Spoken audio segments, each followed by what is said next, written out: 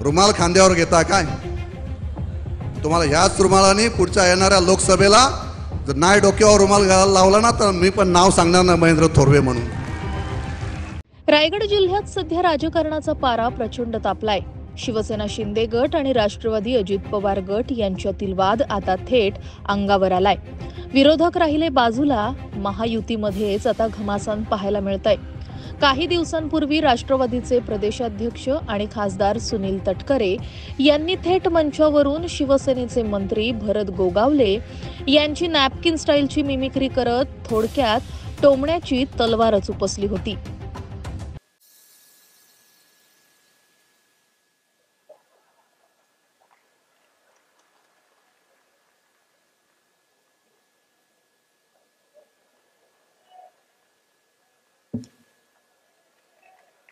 आता यावरून शिवसेना शिंदे गटाचे आमदार महेंद्र थोरवे यांनी भर सभेतून इशारा दिलाय। तुम्ही रुमाल खांद्यावर घेता काय?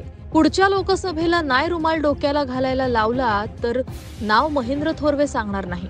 भरत गोगावले यांची मिमिक्री करता आता तुमचे दिवस भरले, तुमची उलटी गिनती सुरू झाली आहे, असा थेट इशारा कर्जतचे आमदार महेंद्र थोरवे यांनी राष्ट्रवादी अजित पवार गटाचे प्रदेशाध्यक्ष खासदार सुनील तटकरे यांना दिलाय। आम्ही या असल्या गोष्टींना मी नेहमी सांगत असतो की अशा फालतूगिरीना आणि अशा भेकडगिरीला आम्ही भीक घालत नसतो। काय सत्तेचा माज दाखवायचा आहे तो दाखवा। रुमाल खांद्यावर घेता काय? तुम्हाला ह्याच रुमालाने पुढच्या येणाऱ्या लोकसभेला जर नाही डोक्यावर रुमाल लावला ना तर मी पण नाव सांगणार ना महेंद्र थोरवे म्हणून। तुमचा रुमाल काढतो आम्ही बरोबर। अरे मोठ्या दिलाने तुम्ही कबूल करायला पाहिजे होतं। 4 वेळा आमदार निवडून आलेले आहेत, बरंचसं सारखं नेतृत्व आहे।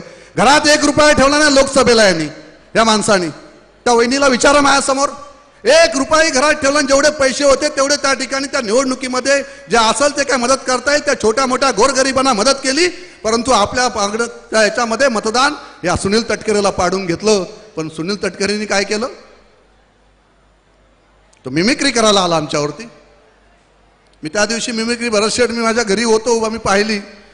बोलो बाबा तुझे दिवस भरत आले जाता, तुझ्यावरती मिमिक्री करायला लागले भरत शेठची, त्या दिवशी तुझी उलटी गिनती सुरू झालेली आहे।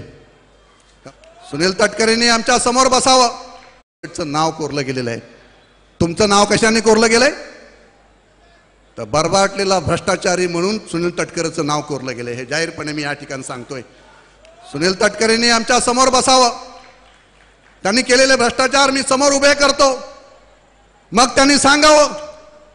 आजही सरकार जरी आमचं असेल तर सिंचन घोटाळ्याची फाईल आजही बंद झालेली नाही। कायदा आम्हालाही समजतो। त्यामुळेच रायगडात महायुतीमध्येच सुरू असलेल्या खडाजंगीमुळे राज्यात महायुती सरकारची डोकेदुखी वाढणार हे मात्र नक्की। महाराष्ट्र न्यूज 24 साठी अजय गायकवाड, रायगड।